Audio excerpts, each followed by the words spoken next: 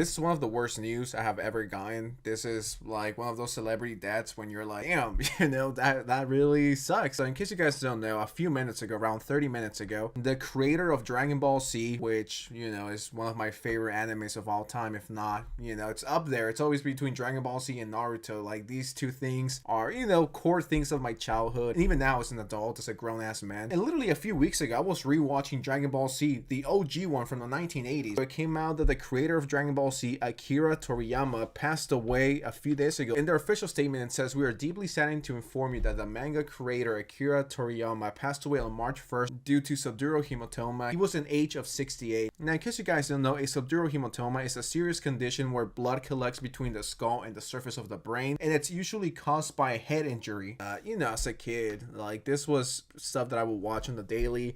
Growing up in Mexico, it's like, you're bound to watch Dragon Ball Z if you're Mexican. Like, that's not even a question. And watching Dragon Ball Z, at least in my experience, is one of those things that you can go to any school. And something that you could always talk about is, yo, do you like Dragon Ball Z? And who's your favorite character? And what do you think of Goku? What do you think of, all of these other guys? It's one of those things that really connected. I mean, at least for me. As a kid, I watched Dragon Ball Z all the time. My mom would get me the action figures, the shirt. Even for Christmas this year, I got a fucking Dragon Ball Z shirt. One may say I was a bit obsessed with Dragon Ball Z. This guy made a big part of my childhood. It's millions, if not billions, of people that have been impacted by him and his work and his art. And everyone's just telling their condolences.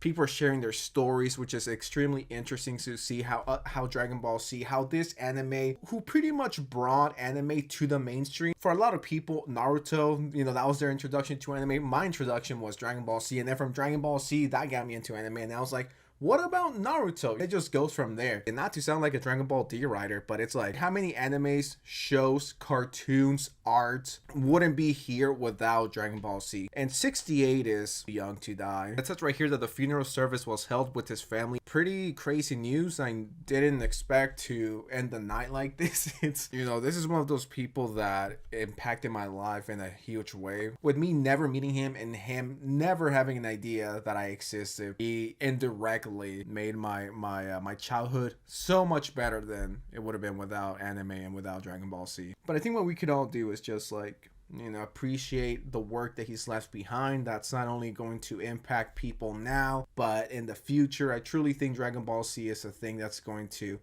be enjoyed by millions of other people in 10, 20, 30, 40 years. I think it's one of those shows that generation after generation they're going to keep watching. I don't plan on having kids, but if I did, Dragon Ball Z will be an instant must watch. As soon as you come out, Dragon Ball Z part 1, let's do it. We're going back to the 80s with this one. I guess this is the part where I ask you guys, what's your favorite Dragon Ball Z character? Like, what's your favorite memory? I know mine instantly goes back to my mom used to pick me up from elementary school, and like the first thing I would want to do is sit down, watch Dragon Ball Z, and then eat, or sometimes eat really fast so I could go watch Dragon Ball Z on the TV. Because back then there was no streaming. It wasn't on Crunchyroll. I mean, this is the early 2000s. We didn't have a million streaming services like Netflix or Crunchyroll or YouTube where you can just watch it whenever you want. Like in 2004, 2005, like you had to be there at a certain time on TV so you can watch Dragon Ball Z. Whether it was the reruns or whatever, you had to be there at a certain time. Not to get corny or anything, but Dragon Ball Z is something that I'm always gonna